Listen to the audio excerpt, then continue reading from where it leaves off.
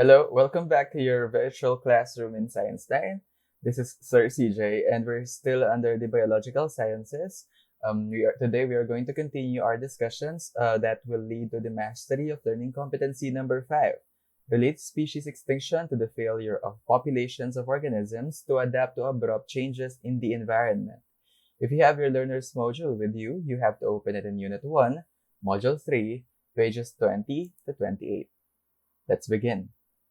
For our partner teachers who are also watching right now, you may actually ask for a copy of these presentations. Hindi lang itong presentation na to, kundi pati yung ibang mga presentations na ginamit ko for my other video lessons by messaging me in through my Facebook page, facebook.com/knowledge catalog/.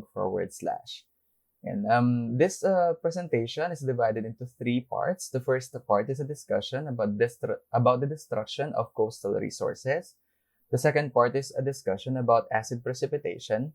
And the last part is an assessment that has items that will be under the format of, or with the format of multiple choices. Ganun yung format nila. And so let's begin the discussion about destruction of coastal resources. As you can see in our photos, kung sana familiar kayo sa ganitong klaseng photo, kasi in Pampanga, hindi ako gaanong nakakakita ng ganito or wala pa yata akong nakitang ganitong klaseng ecosystem. And as you can see, yung mga white na nandito, they may actually be materials that are foreign. That means they're not supposed to be here. Baka mga plastic bags pala yan. No? So yeah, that's what makes me sad about this photo. Pero seeing this lush green, okay, this coastal mangrove forest that is located in the Philippines, that is according to my search, is really a good thing. Seeing these around is a good thing because these serve as nurseries and breeding grounds for fish. However, due to man's various activities, like in the name of earning for a living or getting some food, these kinds of ecosystems are affected. Among these activities are dynamite fishing. And dynamite fishing kills fish of all sizes for as long as malapit sila dun sa area of explosion. We have this concept in fishing na kailangan yung hina-harvest na fish ay yung yung talagang nakapag-grow na. And yung mga maliliit pa lang, yung mga bata-batang fish pa lang, kailangan hindi sila hina-harvest para, it's also for our benefit. Para mapalaki muna sila ng konti, makapag-reproduce muna sila. And that will be assuring a steady supply of fish. At the same time, that supply that we are having is malalaking supply. At diba, again, we let fish grow bigger so that we would be able to harvest it big. Para malaki din siya. However, because of dynamite fishing, syempre, indiscriminate ang dynamite fishing eh. Basta malapit na yung fish dun sa area of explosion, mamamatay na siya regardless kung malaki siya or maliit, kung matured na siya or kung bata pa lang siya, maliit pa lang siya. Yan. So, that's one of the activities that destroy our coastal resources. The second one is Muragami Fishing. Dati, siguro nung elementary pa ako, in the year 2006, when we say Muragami Fishing, ang ginagamit nilang tools na panira are hammers. Hinahammer talaga nila tong mga corals, itong mga to, para lumabas yung mga fish. Okay, they're destroying these. Now, that has evolved from hammers to the use of cyanide kasi pareho din pa rin naman yung method, like magda-dive pa rin si fisherman tapos pupuntahan pa rin niya ito at masisira pa rin yung corals kasi just try to imagine they're using cyanide. Say for instance nakapag-harvest na sila, are we sure that traces of cyanide are already out of these homes of fish, diba?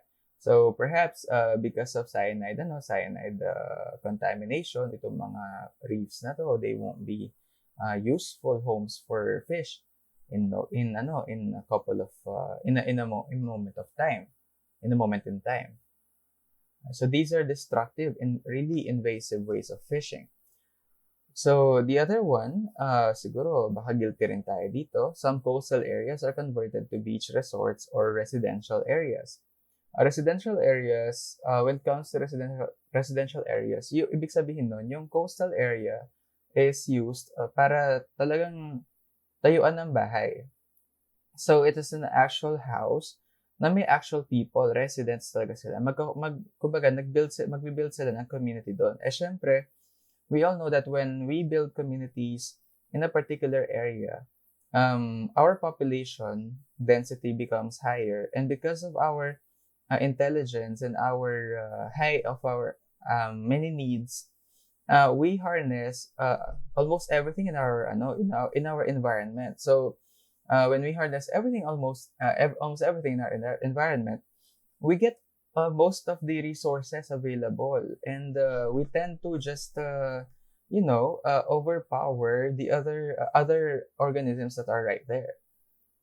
Inaagawan natin ng food yung mga organisms doon. Minsan kinakain din natin sila, actually sila mismo. And so the biodiversity is being affected when we establish our communities, our human communities. That's one. And actually, medyo, at least, di ba, merong titirahan ng mga tao. Pero some kasi are just for leisure. Halimbawa, yung establishment ng beach resorts. Beach resorts are not really needs, okay? Kumbaga, we can live without them. What they provide us kasi is an opportunity to rest, opportunity to chill, opportunities to escape perhaps the city and all of the work na kailangan matapos. And, just give ourselves time to have a break. Well, in a way, yeah, it becomes a need. Pero, siguro, biologically, when we really think about it, we can live without these resorts. Pero, there we are. Some beach resorts are destroying coastal areas. Like, they are building cottages. They are building buildings, as in buildings talaga. Sa coastal areas, hindi man lang malapit sa coastal areas. Kaya buti na lang in the Philippines, meron na tayong standards when it comes to ganyan, yung mga cottages, yung mga buildings, yung mga infrastructures na binibuild ng mga resorts, kailangan meron silang definite distance from the actual coastal area. And tayo naman, as clients, kailangan, wag na tayong mag-demand na ilapit pa nila yung mga cottage sa may mismong beach kasi naman, no, pag-isipan nga natin yung mga natin, parang katamaran na lang. Okay, so wag na tayong tamad, okay? I know we're supposed to have a break, pero let us also always consider that is supposed to be preserved a system. Hindi man by law, pero dapat by our nature. We are supposed to keep in mind that we are supposed to preserve these kinds of areas. And so, let us not demand for cottages to be built near, as in sa may coastal areas. Okay, kahit man lang sana, na lang, yung meron tayong good distance, okay, between the cottage and the lakarin na lang natin, tsagain na lang natin. Magchinelas na lang tayo. Okay, so, ayan. And then the other one is destruction of coastal resources through overharvesting. Medyo hawig ito sa dynamite fishing, pero without the poison of dynamite fishing. This one uses nets. Okay, and by saying nets, dapat kasi may standards din ang nets eh. At saka dapat kapag nakapag-catch ng mga maliliit na fish, kailangan din silang pakawalan ulit para mas lumaki pa nga sila. It's also for our benefit din kasi, tsaka para rin sa mga fish na yun to allow them to reproduce, to, para mas dumami pa sila. However, there are still some fishermen na nag-overharvest. So, gamit nila is mga nets na may maliliit lang na butas, halos parang strainer na lang siya. Okay? Which now puts peril even to the generation of fish which are supposed to succeed the fish that were supposed to be captured by proper means. Instead of merong magsasucceed dun sa generation ng mga fish na na-catch na kasi malaki na yung mga fish na yun to escape the nets, wala na kasi pati yung mga maliliit na fish nakaka-capture na rin. So, we are causing this, we are actually inflicting this much negative effects to the population of these fish, and that is not good, even for us. Now that ends our discussion for the destruction of coastal resources. Let us now talk about acid precipitation. So this, as you can see, this illustration shows us the various considerations we need to have when it comes to thinking about acid precipitation. So first, the emissions of sulfur dioxide, of sulfates and nitrates are released into the air, where the pollutants are transformed into acid particles that may be transported through long distances. So, manggagaling ang mga sulfides, at saka mga nitrates from vehicles, from the burning of coals, and from these factories.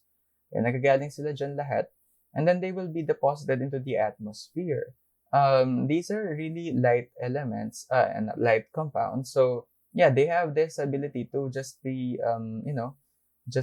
be transported into the air. And we all know that along that is yung evaporate din ng tubig, right? And because of that evaporation, form din ng clouds. Now these clouds, instead of having almost pure water with them, nalalagyan din sila ng mga sulfides at ng mga nitrates. So these acid particles then fall to the earth as wet and dry deposition. So pwedeng pwede silang lumipad sa air tapos bumaba rin ulit sila in the form of dust. And that way, it's a dry deposition. Pwede rin sila pumunta sa air and bumaba as in the form of rain, or pwede rin snow. So kapag halimbawa yung precipitation is acidic, it's not really healthy to open your mouth and to catch water droplets kasi that may be contaminated by these compounds and perhaps even more. Now, these may cause harmful effects on soil, forests, streams, and lakes. Yung mga lakes na contaminate sila with whatever was deposited into these clouds. Yung ating soil naman, instead of ma-maintain niya yung rich na topsoil niya filled with humus and organic material na kailangan ng mga trees, tsaka ng ibang mga plants, nawawash away yun kasi syempre ang acid yan eh. So meron siyang kakayahan na mag-cause ng mga chemical reactions. Now, acid precipitation is also known as acid rain kasi sa atin in the Philippines, mas common ang rain. Pero precipitation is a general term to refer to rain and snow. Basta yung mga forms ng water na bumababa from the atmosphere.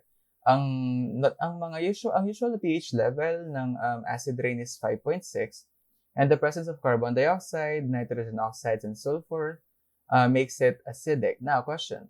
Again, where do you think do these chemicals come from?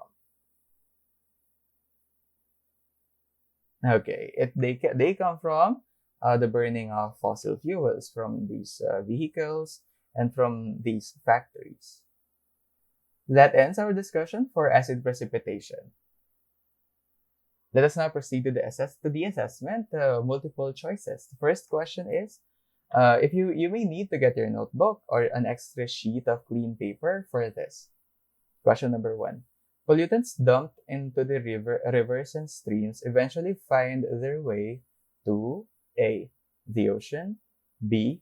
The atmosphere, C. Groundwater supplies. You may pause this video to get more time.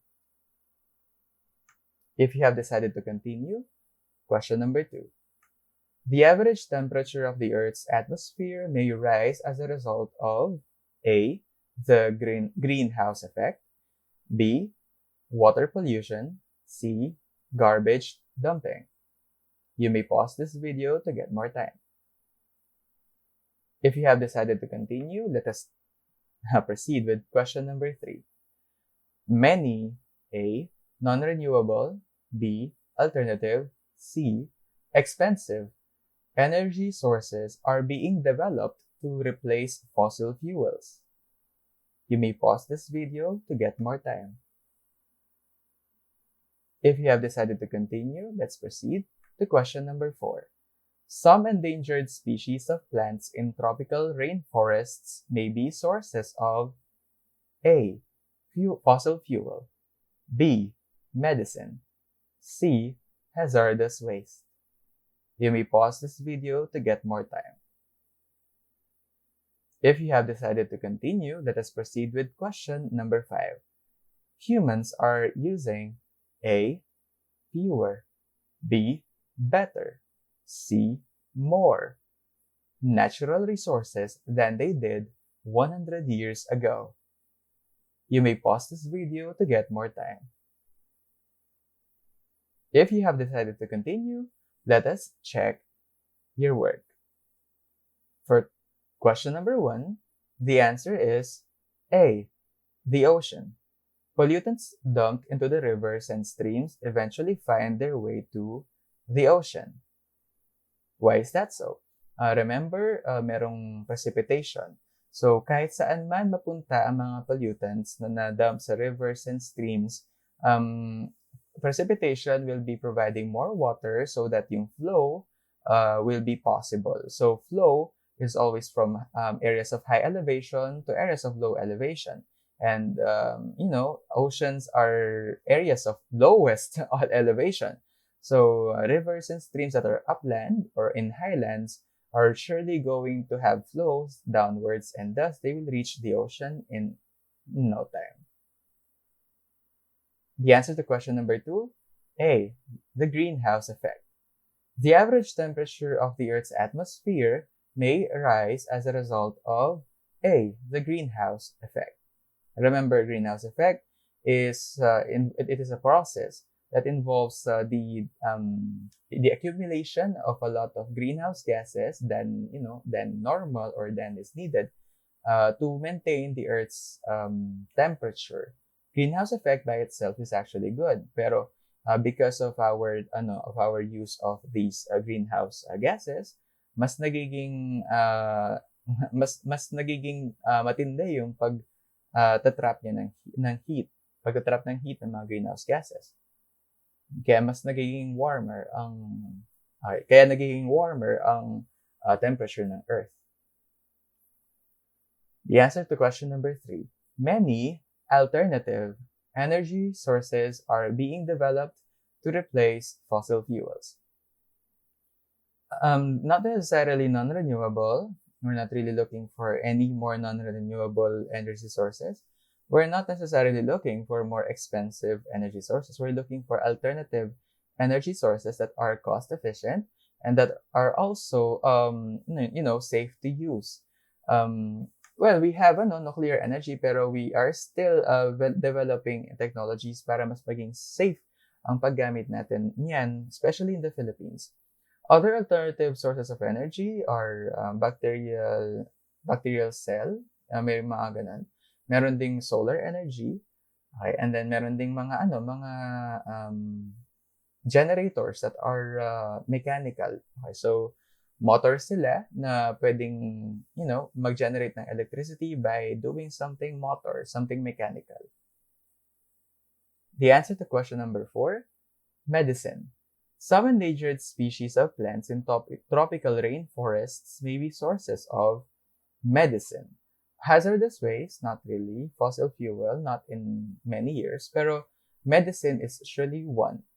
Some endangered species of plants that are found in tropical rainforests have these phytochemicals, these properties that can actually become raw materials for the development of various kinds of medicine. The answer to question number 5 is more.